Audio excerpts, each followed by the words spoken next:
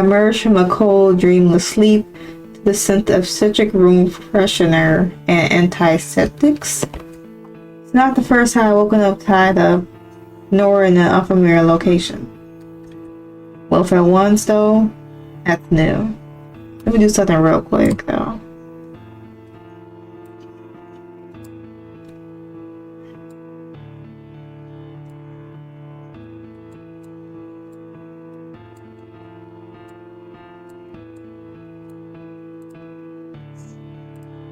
And yet I can't muster any panic as I open my eyes while a flurry of blinks. Oh shoot, that's too fast. I'll do it myself. With a flurry of blinks, a vain attempt to get them used to the darkness. It's useless. Wherever I am, there's barely any specks of light to be seen. On the ground, maybe? I flex my fingers and toes, but it's like there's... Oh wow, no. But it's like there's a lag to the electrical currents running through my nerves. My whole body feels heavy and numb. For what I can tell, I'm being propped up against a flat surface, slightly leaning back, thick twain ropes tied around me from torso to ankles. That's as much as I get to consider about my situation before I can hear someone speak. Ah, you're finally awake. That's wonderful. The voice comes out of nowhere. Had the person speaking been breathing before, I would have noticed. Because it's simply not there 1 second and there the next. A soft, scratchy voice, but comfortably close. Huh? Surprise is there, so is the fear, but it's like they're hitting a brick wall before they make it past the blood-brain barrier. What? I guess her name is Ferida? And you can talk, even better. I'll be honest, I was quite confident I'd done the math correctly, but on some level, I know I was rolling a dice when I measured the dose for the anesthetic. I blink and the strange thought strikes me that both the roll of a dice and Rush Roulette have the same odds. Thank you, brain, for the waste of RAM.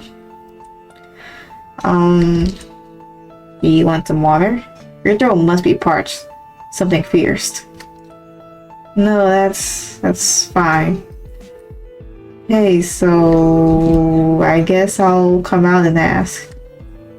This isn't part of some sex thing I forgot I was doing mid-sleep, right? Not the case, no. Okay, then you kidnapped me and tied me up? Yes. Only took me 2 guesses. Impressive. Yeah, I guess so. I'm toast. Then I'm about to die? Why doesn't that make me panic? Why is my heart beating so eerily uniform? I'm not 20 anymore. The days of not caring whether I live or die are behind me. What? The other person in the room must hear the confusion in my voice and take a suspiciously mellow sounding step forward and laugh. Of course, I'm very sorry. I should have said that first. Alongside the anesthetics, I also injected you with a drug that blocked all fight or flight responses from recurring. Is that even possible? I'd say don't worry, but you're already incapable of worrying. I guess it is possible.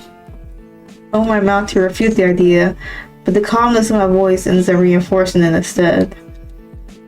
Sounds like some bullshit. First off, why would she want to inhibit my fear if I'm planning to kill you? The thought freezes in my mind. Though I'm sure they can't in this darkness, I swear they see the way I slowly raise an eyebrow. Rest assured, I have no plans of harming you, or discomforting you in any way. And as soon as you do me a little favor, I'll let you go. I swear it on my name. I'm about to retort again, but the moment they say those last words, I instantly believe them. There's simply no more room for debate on the subject. I feel like I shouldn't be complaining, but I don't really care either way. That would be the drugs, yes. And hey, as long as you're into the neighborhood. What do you want? It would be easier to show you, I think. Thankfully, the light doesn't fill the room at all at once, dramatically appropriate as that would have been, but slowly pours as though by a controlled hand, letting my eyes adjust. I first noticed the layout of the room, a mess of wooden beams and patches of white cloth and plastic littering the ground. A basement, maybe? Something large and cylindrical, okay, as tall as a person and slightly oblong, rests on the floor, covered by a pristine blanket. Then there's the person standing between me and it. The light slowly climbs up their body, looking at the outline like a... Oh? Not a person, then. Okay. Can't really make out what's all going on there. Yeah, I can't make that out at all. I assume struck by lightning feel similar in the moment as they see the flash, show before their muscles contract involuntarily by the fatal current. Okay. It's a perfectly logical explanation, yet still so unlike it never would have crossed my mind. It's a pleasure to meet you, though. Not by having met you. I am Haydee, the Angel of Rust. Okay. Only plan to ask yours before we begin. For me, stands an angel, or at least the equivalent of what a tattoo would be to a birthmark. It explains why I believe her right away before, as angels can't willfully lie. My eyes and brain have a hard time taking in the entirety of her, so nearly a whole minute goes by before I can speak again. Ferida, my name. I'm not pleased or displeased to meet you, but I guess. Even with my vision still blurry, I know that a mouth of hers can't move an inch, but I still perfectly imagine her smiling. Sorry if I come off like an ass. I'm not usually like this. Also, you know. Right, I kidnapped you. Don't hold back on my account, though. As long as you comply with my demands, I don't mind a bit of sass. I meet her eyes, all three of them. On my own, despite the angel's grotesque appearance, the presence doesn't feel much different than that of anyone else. Then again, is it any surprise? How did that metaphor go? It's been so long since I've thought about this. Right, divinity is like the moon.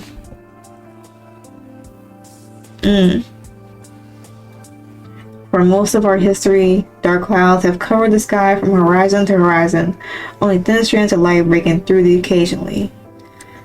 Then one day, the clouds parted, and as we want to do, we stood within the pearly circle reflecting on the water and told ourselves we were drinking the moon. What an apt, if slightly unfair and awkwardly worded metaphor. There's usually some proofreading and post-editing before the words make it to my mouth. That's probably why. Speaking of, can you start reading my mind? Oh, making demands of your captor? What cheek. Even I'm partially responsible. I don't mind it at all. Was I wrong, though? There are more charitable ways to look at it. Say, didn't you ever want to be part of us? I silly thought. Well, you look the type. I was partially counting on your sympathy for this little project of mine. I raised an eyebrow, but don't care to press on her words just yet. I'm sure she'll tell me soon. Sure, what kid hasn't? The first angel might have fallen before I was born, but it was still all the craze when I was a kid. In the same way dinosaurs and astronauts and Barbie dolls were. I figured you were eventually meant to grow out of it. And yet people do dedicate their lives to all of those things. Does it not feel inadequate to stand in their shadow? I click my tongue, loud and disdainfully, enough for her to notice. Maybe it was my lifelong dream to be a manager assistant with a shit pay. The hell do you know? Sorry. Still, it's good to know you had an interest in this at some point. It will make explaining what I need from you a lot easier. This? Like angels, or... There's a horribly sharp sound as she leans forward, rough sticking off the joints of her right arm when she bends it. Again, I feel her smiling even if I don't see her doing so. Conservation? Of course. What else? The word comes out of her mouthless shell with a saccharine, indulging over familiarity that makes my skin crawl, wrestling me for the briefest of moments back to my time living with my mother. It cuts right through the fog, acting as a sheet between my emotions and my brain, startling me for just long enough that I missed the implication for a beat. But then the rest of me catches up, and I just look at her, confused. I don't need the question for her to read it on my eyes. Not me, obviously. What hasn't killed me certainly made me stronger, but there's no need to follow the broken clocks, hubris, and test my luck twice. Then, the realization dawns on me softly. I look past, Haydee for the first time since landing on the angel, onto the thing beneath the sheets on the floor. It hasn't moved, seems definitely solid and now organic, but I can't tell if that whirring sound is coming from it or Haydee.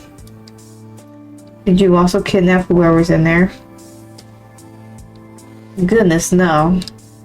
It's not technically kidnapping if no one wants the person in question. I kid. This procedure is entirely consensual, I assure you. I'll take your word for it. You'll take whatever I wish you to, but it's good that you're so compliant. With that aside, the angel takes a couple steps back, each agonizingly slow and labored. The metal or concrete sound of her rusted semitones making me wince involuntarily. She reaches down with a curve of the spine that creaks like a bundle of sticks thrown into a fire, and in a fell swoop, tears the blanket off. Yeah, pod was one of the things I expected to see. Its shell of metal and plastic, its veins of tubing going in and out, they all look too pristine to lay within this realm, in the presence of the angel. The only visible blemish lays on the little glass dome, which would normally allow me to look inside, the face of the person laying flat within. Breath vapors render it foggy and almost completely opaque. The wet edges retreat ever so slightly, melting like ice caps in a lake before the next breath dampens it once again. I feel like I could get a glimpse of the person inside if I tried, but I'm not sure I want to. Introductions, however, seem to be inevitable. Ferida, I would like you to meet my girlfriend, Alexis. The thing or the person inside? Greetings, ma'am. Oh, there's no need. She may be able to hear you, but she certainly can't answer back in any way that your ears could parse. On that note, though, you might. No, you will most certainly hear unsettling sounds coming from the pod soon, but that's normal. Well, not normal, but expected. Her inside and outside are currently in the process of hollowing out and sublimating into more durable substances in that order. As you might expect, it stings a little. Good news is, the vocal cords are usually the first to go, so no screams. Almost. If you hear any, know that they come from the soul, not the body. Much more preferable. I'm sure you agree. Yeah, sure. Too busy staring at the pod, my fingers flexing and unflexing unconsciously, an uncomfortable hollow feeling in my stomach. The drugs might be doing a good job of keeping me from full-on panicking. This is still pretty weird. Still, I've heard about this, usually in mocking tones, prefaced by the ever-common, "Can you believe these people do X?" As someone often on the other side of that mocking, I always try to keep an open mind. Being kidnapped and drugged is where my sympathy thinned, however. Thinking biologically though, this was as sure to happen as the rising sun. Give people a permanent, surefire way to shed their humanity, and a handful will take it without hesitation. It only makes sense some would do it as a couple. So you two want this together? Angel straightens up, all little cracks and pops coming from inside her shell, as present as ever, and turns to glance at her. The swirling emptiness in her eyes tightened ever so slightly.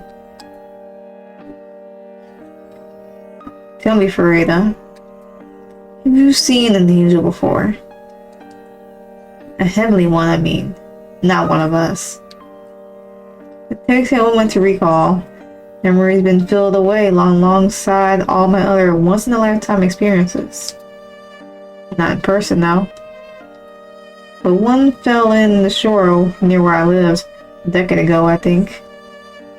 Its body was already eroded by the time they found it, but it was on the news. Only reason they knew was because of the crater and what it left behind. Oh? And what was it that time? I'm always curious to know. A hairbrush. Blue, made of wood, horsehair. How very interesting. I've always hated that word. You just know those who use it to describe things have nothing of importance to say. Though I guess it is a curious choice. Is it even a choice? If I remember correctly, an angel's decomposition takes roughly half an hour following their fall from heaven, but I don't think there's records of two separate angels decomposing into the same thing. There's no way to guess. I've heard of so many different examples over the years, each weirder than the last. A small wooden sword, a swab of sea foam, a bottle of cheap perfume brand only sold in Oslo, Norway, pomegranate, an Argentinian sandwich called a fuzzard, which just happens to be my favorite. Baby's metacarpal bone, the Canon Coke Zero, also one of my favorites. There's as many theories on angel decomposition as there are dead angels, and so far there's no method of stopping the process once the angel is found, even if you're caught mid-fall. There is, however, your girlfriend. I'm guessing you had some Lamora left over from when you did this before. And I was very lucky. The angel I found actually crashed into my apartment, so the opportunity quite literally fell into my lap. I'd be considering it already, of course, and I had syringes. Angel's blood, or Famoa, as it is more commonly known, is the only part of their body that doesn't decompose, only if it's drawn within minutes of their fall. For that reason, it is incredibly rare, maybe the rarest substance on the planet. I'm confident in stating I've drawn more angel blood than anyone else in history. Okay? Good for you. Enough for 2 doses. Haydee lets out a mischievous or familiar giggle, like someone who wanted to be caught with their hand in the cookie jar. Almost seems like a fate, don't you think? Everything looks like a nail when you got a hammer, I guess. Well now, don't go sounding too jealous. Like the fuck I am. The words skip the brain and come straight out the mouth. A twitch of anger that immediately turns to shame. I roll my eyes to hide the expression that rises to my face. Oh, I think I clicked too far. Oh no, I didn't. I'm good. If I I got my hands on that amount of Plamora, I'd sell it. Just a vial is worth more than the house. I'd be stupid not to. Actually, I believe nowadays you'd be able to buy 2 or 3 if you found a good buyer. But never mind that. I'll also ignore the fact that you called me an idiot just now. I promise not to kill you or harm you after all. I am, for better and for worse, forced to keep my word. I try to form an apologetic smile, but it's like trying to ignore the bitterness of a drop of vinegar in a glass of water. Speaking of that, that's an interesting halo you got there. Yeah, it's like millimeters from sub-0 to 6. Does it measure what I think it does?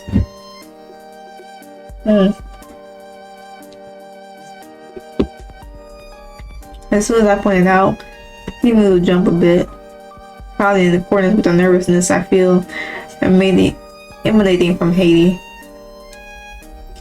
It comes accompanied with a set of clicking sounds that make me very glad for the drug currently inhibiting my fear. I guess we're correct.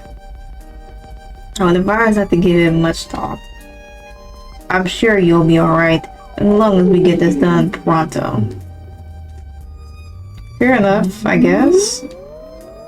My agreement seems to calm her down a little, thankfully. Good. Now that we're in agreement, are you ready to start? Yeah, one more question. I know the process up to the step of injecting yourself with Plamora. Don't blind beyond that. How exactly am I supposed to help here? Ha! Some made you enthusiastic you were as a child. I know it's meant to be a harmless barb, like help the heat that rises to my face. I shouldn't have a need to explain myself, but it's not like the information is easy to find, especially for a kid. And as soon as I learned the price from Plamora, I stopped being curious. I told you, I'll take the money any day over. Whatever it is you got out of this. Doesn't the fact that you don't know imply it might be worth more than money? I'm not a gambling girl. Fair enough. Sucker's one with every tick of the clock, and a stick in the mud, with every talk in between. Not that I ever regretted being the former, in any case. But yes, I suppose the method of achieving conservation is intentionally obscure for a reason. Still, nothing a little online sleuthing couldn't solve. The first step, as you surmise, is to inject oneself with at least 30 cc of Plamora. Under that amount, the chances of successful conservation drop dramatically. But that alone is hardly enough. If Plamora does a good job opening its way through the intercellular spaces of the body, but needs a little help to crack the outer shell of the soul. Okay. For a human to achieve this facsimile of divinity, well, her slow, droning manner of speech is exasperated now, and I can't tell whether it's born from glee or simply a way to stave her nervousness. Anticipation is the prelude to anxiety and excitement both, after all. I performed steps 2, 3, and 4 on my own. Suffice to say, it was taxing, physically and spiritually for both of us. But that's as far as I can help. The last step, an outsider is needed. Someone who has nothing to do with the subject in question. It must be impersonable. Impartial cruelty is the only wedge wicked enough to finally open a crack in the soul. It's so faint I barely catch it. Absence, not something new. The low growls from the girl inside the vat have been mostly uniform until now. There's a skip, a pause, and then a sharper inhale, throat full of liquid. What kind of cruelty? Tension covers the room, thick enough for even my stupid drugged ass to pick up on. Haydee hasn't looked at her girlfriend at all so far, but now she pointedly avoids it. A difference as crucial as it is hard to determine. Apologies, my love. I'm sure you'll forgive me once you emerge. But had I told you, the process would have been halted before it even began. Shines before the next groan is thicker still, like blood gelling. I looked between the vat and Haydee, confused. My beloved. She swore up and down that she was ready for this. You see, irresponsible though I may appear to you, Ferida, did not agree to this without months of deliberation first. Okay. But of course, one cannot ever be ready for consummation. That is the point. Okay. It is by definition blunt force trauma of the soul. And like I said before, it must be impartial. I provide the unconditional love, and you the unconditional cruelty. Slowly, almost hesitating, she shovels her way next to the vat, her free hand extending toward the plexiglass, freezing inches above it. When you search for the steps to become an angel, this one is black. Someone else is meant to read it for you. You disregard the warning. Divinity is forever beyond your grasp from then on. So as I apologize, my love, for reassuring you so, when I knew I had to betray you to fulfill your deepest wishes. Her deepest wish. Ferida, I will now slice her open. I will lay the guts of her soul like a plate of carrion for you, my bird of prey. And you shall witness her in full. I don't understand. Doesn't matter. The syringe doesn't need to understand its purpose. Simply fulfill it. From within the vat, the only means through which that poor girl can express herself, that being the pain groans, return at full, distressed and confused. I see the briefest flashes of pain common across what little light there is in the black of Haydee's eyes. Regardless, I apologize to you as well for putting you through this.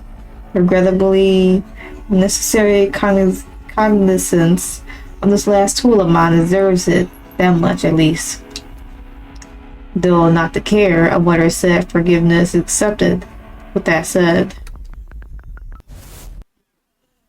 it's hard to think any of her previously shown deliverance and slowness of movement could have been faked. Maybe it was her conserving her strength or avoiding the pain for as long as she could. In any case, I did not expect her to be able to move so fast. In a blink, she's here, face to face, the scent of rust in my nostrils. The sparks coming off of the light that makes up her eyes, showering me my cheek with sensation like touching the fuzzy static of a TV screen. Her metallic fingers close on my shoulder with gentle firmness and practiced familiarity, the angling of a chicken's carcass by an experienced butcher before the knife comes down. Let's try to make this as painless as possible. Yes? Wait. Nope. As possible clearly being the operative term, there's plenty of pain and very little less. But at least I don't get to feel it for long. Pulling with both ease and strength that could crush stone into powder, Haydee tears me from the platform I've been leaning against, rope around my torso, severing easily. She maneuvers my limp body forward, limbs and torso, like someone angling a tricky throw, before grabbing me by the wrist and pulling my fist down toward the vat. Okay, flashbang. It's both quick and the most pain I've ever been in, but I don't get to dwell on it. Because the moment my hand breaks through the metal shell of the pond, with the ease of a stone sinking into water, the moment my miraculously unbroken fingers are forced to stab the chest of the girl inside, she lets out a scream. And it is so loud, so inhumanely shrill and pain that something in my soul must shiver with pity, because my own pain receptors shut off in solidarity. At least for a second and a half before my eyes roll back and my consciousness and hers tumble down into a dark place together like marbles flick down the drain. So bright. In the horror of the situation, I struggled to conceptualize the feeling of being thrust head deep into another person's soul. Other than with the mental image of someone scoping out my abangala, dipping it in apple fun dip and taking a nice, bursty bite out of it. Yet it's not memories or sensations that flash through my eyes as I get acquainted with this complete stranger, but words. Words that much like being dropped into pitch black darkness force my eyes to slowly adjust as they grow from incomprehensible mangled letters and symbols to something more parsable. I can't even pause that, it's just going so fast. If not too parsable.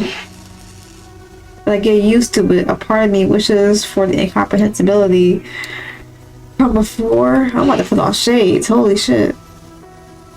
The brunt of Alex's gut visceral shame sends into me like a tidal wave. I cannot look away, and I cannot be unchained from this stone, no matter how overwhelmed the strength of her anguish might be. I'm forced to bear the brunt of that anger as she squirms and melts into the pod with a luminescence like that of molten lava. A stew with the sealed human dregs burnt to the bottom of the pan by the flame of her soul. Okay, it waned the third moment. Thank fuck. The fact that she has it worse than me is the only consolation I can grasp at the words and the anger and the shittiness of it all washes over me again and again. And to make matters worse, this is the first that I find the most unpalatable. I don't know why. I'm very stupid to focus on, but part of my brain, maybe in an attempt to ignore everything else, can help but think of how easily I could fix the writing I'm seeing. Fuck, I'm sorry. I don't think I could lie even if I wanted. It's strange. It's not as though I understand her completely from the moment our minds meld together. But as these words pass in front of my eyes, all altered by her, I'm sure I parse them both as a reader would and as the original author. And so the disappointment is twofolded. I understand that they were never meant to see the light of day, but that's what allows me to reel and lets us through them. It is the grossest, most voyeuristic way for two people to meet possible, and it drives me to hate her viscerally. Oh, release me. I already apologize. I don't know what else you want from me. It's not the quality of what I read, though. That's not great either. But I intrinsically parse about her person hiding underneath. I get it. Lessons is but a beam of wood being placed upon the carpenter's work table, angled, spun to a precise point before I, the serrated knife, can begin working on her. It is Haydee's hand that moves me, and it's Alexa's sawdust dregs with the sharp fronds of my soul inhale. Like the anger and the sadness is wine with water mixed, I feel her true self slide down my throat in big gulps. A taste most foul sticking to the roof of my mouth. Lex is a disgusting human being, in a way that only those who present themselves as fair and plastic can be. I see her whole life in front of me, every inch a putrid postal of mediocrity and passive cruelty that makes me want to retch. She has never been there for anyone, despite promising so. Despite being physically present, as not a single heartbeat rang out of sync as she comforted both beloved and downtrodden alike. Only standing in the negative spotlight ever made her chest stir. Her serenity would be admirable if it wasn't like that of a corpse decomposing under the floorboards. And so her cruelty slips by, undetected. When she was younger, many times she sided against the underdog, that which now pretends to have been at the time, claiming the title of introvert rather than the more accurate one of coward. She bitterly looks back on those who abandoned her, not seeing that it's her passivity and misery that severed that thread first. She betrayed her family more than once. First her sister, whose severe issues she placed a mask of annoyance upon, and convinced everyone that was its true face, insulting, belittling her, meeting simple teenage angst and trauma with surgically aimed cruelty. Then her mother, who she kept at arm's length despite the woman's solitude, taking any and every chance to avoid her. all the love and support she poured on Lexus met with an indifference like a gull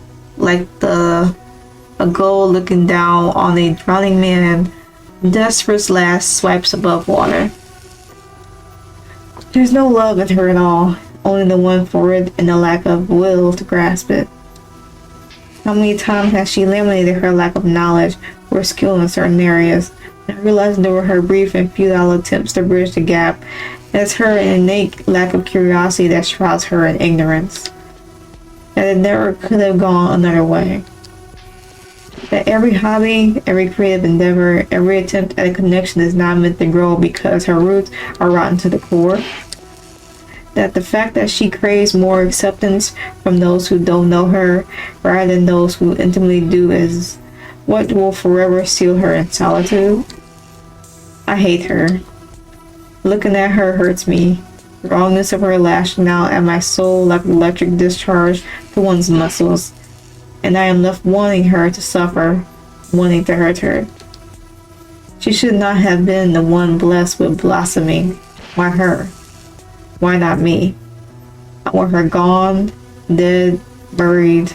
I want to beat and strangle and kick and I want her to and so quickly. Yet when the light washes over me, it does not separate us yet. Gone I am from the chaos, the bubbling of our souls. And instead, I find myself in a white, foggy, featureless room, one foot on the floor. The other one stepped up the small staircase leading up to a solitary wooden coffin. It's unconscious. I know who's inside, of course. Who else could it be? Like a ghost carried by the wind, I go over the steps and, without bracing myself, look down at the body waiting for me. My breath ceases. I don't know what I expected. A corpse? Really other than that. Alexa's face meets my gaze, pale and waxy like a finished ceramic piece. The face of a woman I've just come to hate more than I ever did. Another person. And my heart drops to my stomach. A twisting knot of awe and horror alike. She is so young. She even 20? I know she must be, judging by what Haydee told me, but there's such an innocent air to her. All chubby cheeks and disheveled curls of brown hair, like the swiftly drying branches of a plant that's been subtly uprooted. I find myself staring as the pit in my stomach grows. It's like looking at a dead animal off the side of the road, swift and cruel, brutal. She's just a child. Just in the moment before I'm pulled back to reality, before our souls are once again forcibly separated, I feel a wet warmth running down my cheeks, and I raise a hand to wipe my fingertips with it. Tears? I'll go fuck yours. Okay.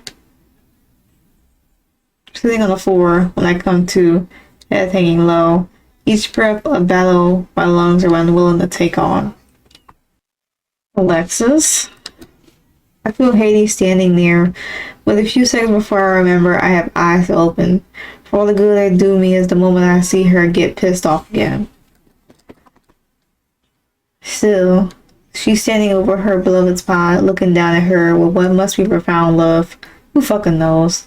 I at least have the emotional wherewithal not to interrupt their moment. After enough time that my heart stops trying to leap out of my chest, I feel the whirs of her joints as she turns towards me and approaches. Oh, she's pissed. She needs to take a moment to breathe, to calm herself down from the flurry of emotions storming inside her.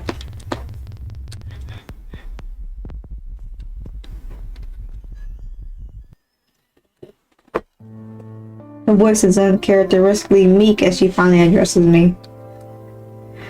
Thank you. I don't know how I could possibly repay the help you've given us. I should tell her to go fuck herself, but a grunt is all I could manage at first. How is she? Good, thankfully. Not to paint myself as an expert in these things, but her form seems stable and incredibly beautiful, if I may add. The outer shell takes some time to solidify, So she'll remain sleeping for the remainder of the day. I will do my utmost to look over her and to prepare a suitable apology for what I made her go through.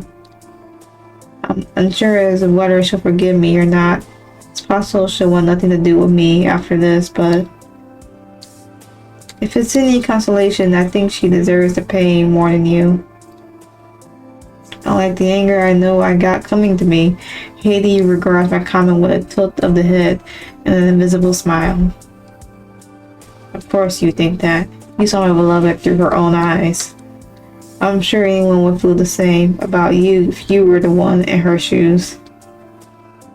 Don't smash in that glass house now.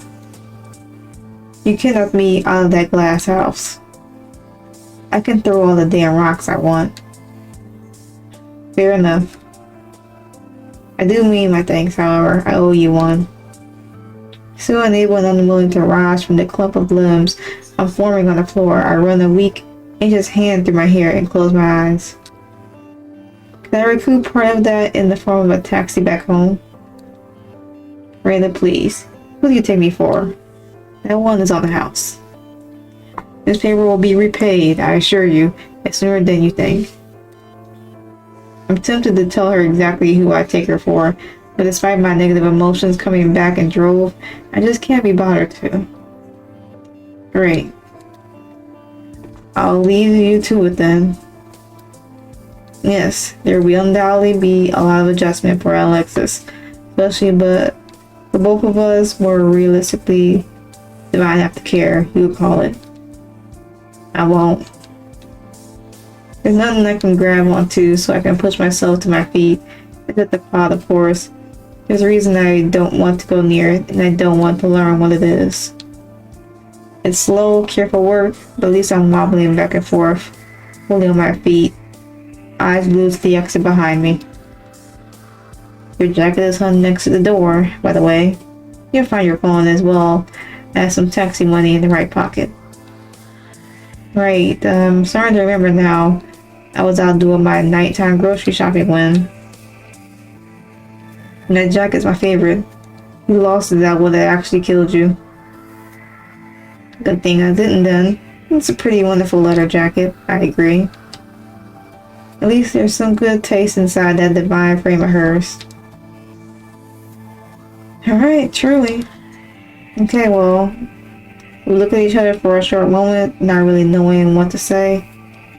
Haydee probably just wants me to fuck off so that she can have some time with her beloved. And though I'm not exactly lacking in expletives, I like to shove up her metaphorical ass. I feel it would, what, Sarah's bathos? So the two of us looking at each other like anxious teenagers with crushes on each other on opposite sides of a party, I guess. In the end, I just give her a quick nod and a couple parting words before heading out, grabbing my jacket as I do so and throwing it over my shoulder. Why me? Is that what I want to ask? Well, it's what I want to ask, but I fear the answer will be exactly what I suspect, and so it's good luck. I exit the basement onto a snow-piled alleyway in a part of town I don't recognize. It's deep into the night by the time I make it onto the nearest street. My leather jacket being battered by a gust after gust of frigid wind, remaining stalwart throughout and keeping my torso warm. Can't say the same for my legs, but you can win them all, I suppose. Yeah. It's not quite the coldest June I ever known, but it's up for sure. Up there for sure. The mist curls upward in pretty rivulets with every breath I exhale, fogging up my vision. As I finally stop in the mostly well-lit and populated corner, waiting for a taxi to pass, I expect some thought or sensation to hit me, any repercussion for what I went through tonight. I'm left disappointed on that front. I know something will hit me at some point. It's an emotional reflection, but at the moment I'm glad to stand here suffering the cold, feeling its inviting sharpness make its way down my lungs over and over. It's not until I gesture a taxi over that I notice. Once it stops, I give both of my pockets a quick tap to make sure the phone and the money are still there, but that's not at all. I feel a budge and a crinkle inside the left one. Confused, I push it out and stare at it for a good few seconds, my brain briefly short-circuiting. An envelope with a single sentence of writing on its surface. Never said there was only 2. There's something inside, small, solid, smooth, shaped like a cylinder, or... The moment I lay the envelope down, I faintly hear the sloshing of liquid and my eyes widen. Miss, you okay? With a sigh, I carefully shove the envelope back in my pocket and get into the back of the seat of the taxi, shutting the door perhaps more violently than I intend to. Yep, no problem here. Just hit me then, a whirlwind of thoughts and sensations, terrifying ideas the ideas I know I'll have trouble getting out of my head come dawn. But that's for later. Right now, you think I could pay you extra to let me smoke in here? Okay. Blunt soul trauma. And that is the end of that. I'm gonna let the credits roll a little bit.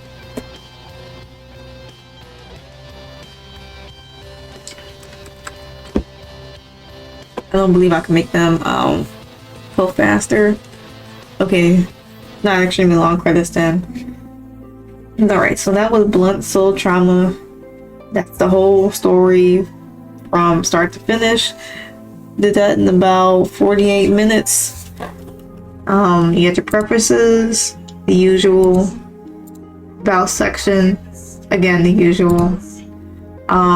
If y'all are curious about this game and for whatever reason you want to play it for yourself, of course I will be putting everything in the description below. But yeah, I mean, this was a lot to take in.